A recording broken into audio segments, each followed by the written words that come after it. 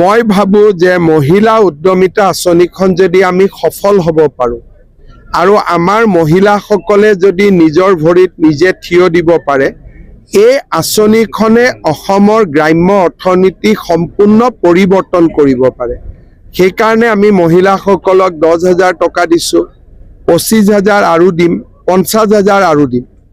আৰু এই আঁচনিখন যদি ভাল কৰি কাৰ্যত পৰিণত হয়, অসমৰ গ্ৰাম্য অৰ্থনীতিলৈ ই বৈপ্লৱিক পৰিৱৰ্তন কঢ়িয়াই আনিব। এছআৰতো একো নাই, আই থিংক কালি পৰহি লিষ্ট ওলাই যাব। এছআৰ মানে কি? মৰা মানুহৰ নাম কটা, বিয়া হোৱা মানুহৰ নাম কটা, ইমানেই, আৰু নতুন মানুহৰ নাম সোমোৱা। আজি BTC চুক্তিৰ 24 বাৰ্ষিকী।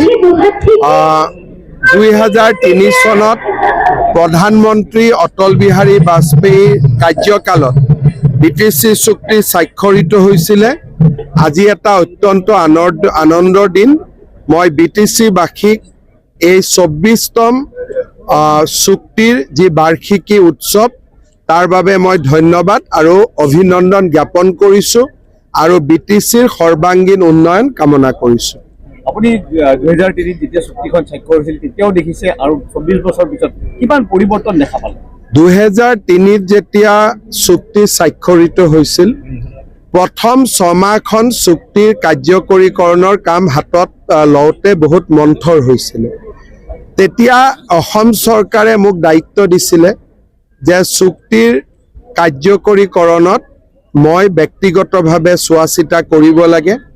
সেই সময়ত মই কোকৰাঝাৰত প্ৰায় প্ৰতি 15 দিনৰ মূৰে মূৰে আহিছিলোঁ, আৰু আমি ষ্টেট গভৰ্ণমেণ্টৰ ডিপাৰ্টমেণ্টসমূহ সম্পূৰ্ণৰূপে প্ৰথম যিদিনাখন 2004 10 ফেব্ৰুৱাৰীত চুক্তিৰ প্ৰথম দিৱস উদযাপন হৈছিল, তাৰ আগতে আমি হস্তান্তৰ কৰিছিলোঁ।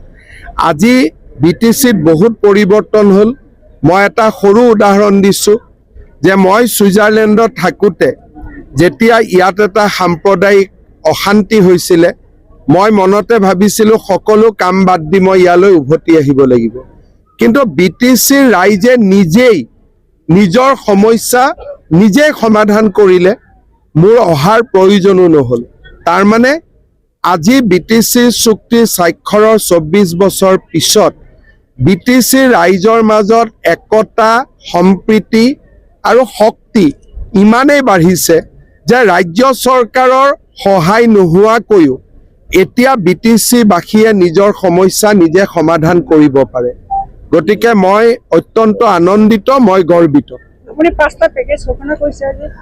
BTCৰ ইলেকশ্যনৰ সময়ত যদিও বিজেপিয়ে বহুত ভাল ফল দেখুৱাব পৰা নাছিলে, মই বহুতবোৰ প্ৰতিশ্ৰুতি দিছিলোঁ। যদি প্ৰতিশ্ৰুতি দিছোঁ তাক পূৰণ কৰিব লাগিব। হাগ্ৰামা মহিলাৰীও ইলেকশ্যনত বহুত প্ৰতিশ্ৰুতি দিছিলে। আমাৰ প্ৰতিশ্ৰুতিবোৰ যাতে আমি বাস্তৱত পৰিণত কৰিব পাৰোঁ, ৰাস্তা ঘাট নিৰ্মাণ, দলং নিৰ্মাণৰ বাবে আমি 1000 কোটি টকাৰ এটা পেকেজ দিম।